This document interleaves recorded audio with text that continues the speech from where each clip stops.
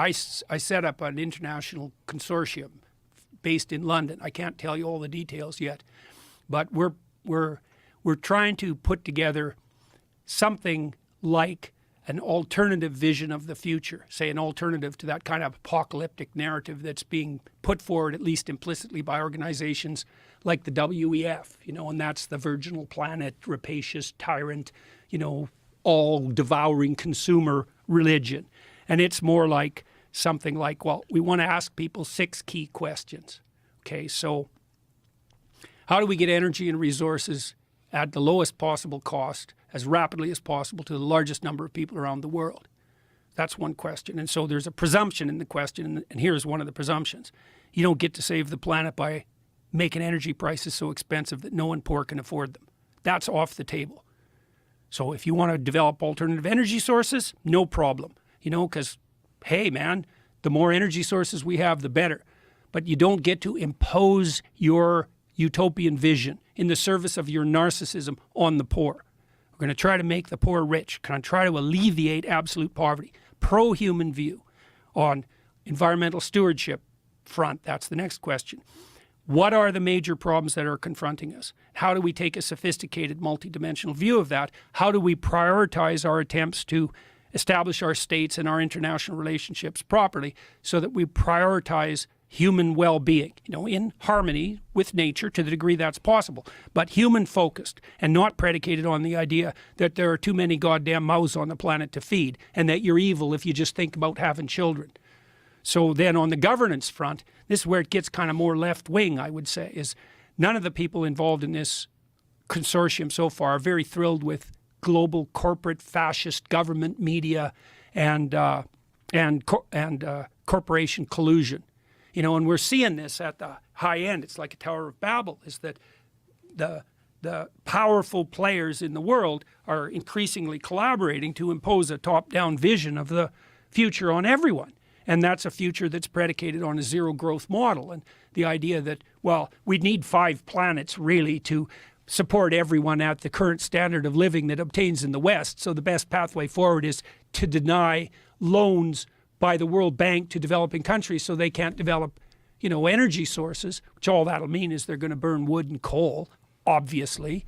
So that's the third question is, how do we arrange systems of governance to stop the march of something like pathological gigantism? This is why I like people like Russell Brand and also you to some degree politically, because you guys are very, what would you say, sensitive to the danger of that kind of corrupt collusion, that regulatory capture that occurs when corporate entities and media entities and governmental entities are all in bed together, like the FDA and the CDC and so forth and so on without end. So that's the third question. The fourth question is, what do we put forward as a vision on the family policy front to facilitate the, what would you call it, the encouragement and the maintenance of long-term monogamous couples who are child-centered, and to make increasing the birth rate part of that policy, to put policies in place that would support long-term stable monogamous families, 2-parent families, and child-centered. Because in the West, because we're very immature, we think that the purpose of a marriage is the happiness of the people who are involved in the marriage, the husband and the wife. And that's just not the purpose of marriage at all. The purpose is long-term facilitation of their psychological and spiritual development and the establishment of an environment that's beneficial to children. That's a responsible way of thinking about it. And so we need to have a serious conversation about what that means. And, it's tricky because, I think the ideal has to be long-term committed monogamous heterosexual relationships. And I had a big conversation about this with Dave Rubin. Rubin's gay and he's married, and him and his partner now have 2 infants, and we talked through how that was. It was a very hard thing for them to arrange, obviously. Why? Well, they're both male. So that poses a severe problem on the reproductive front, right? And so they managed that. They have 2 infants, but it's very complex, and it's obviously not a solution to the problem of relationship and reproduction that's duplicatable across large numbers of people. It just takes too many resources. Now, I do think we have to have an ideal at the center of every concept. But the ideal can't be too rigid, because people aren't perfect. In in my own family, there's lots of people who are divorced. Lots of people, in lots of people's families, there are people who are gay.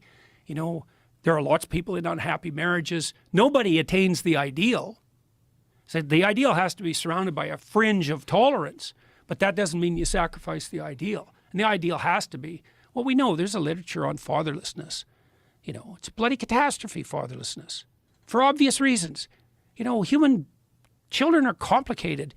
You think you can, maybe if you struggle madly as a single parent, you could do a decent job, and lots of single parents do, but you're asking a lot, you know, for a woman to work 50 hours a week and then spend another 40 hours with her kids, and to do both of those optimally with no help. You know, and we know perfectly well that when women get divorced, especially if they have kids, they tend to fall down the economic hierarchy. So it's very difficult. So that's another one of the policies. Then another question. We're trying to make these into questions rather than, you know, we have the answer. The other question is, well, it's pretty clear that we have to live inside a story. And one story is power rules everything. But that's not a very good story. It's a very pathological story. It's more like a confession, too, if that's the story you insist upon. It's like, so you think power governs everything, do you? Okay, I know what you're like. So that's what you truly believe. See, I believe the spirit of voluntary play governs everything, not the spirit of power. It's like voluntary association. That's what we're doing in this conversation. You know, we're playing towards an end, and we're doing it voluntarily, and we're taking everybody along for the ride. No one's forced to do it. So that's the other thing. No compulsion here.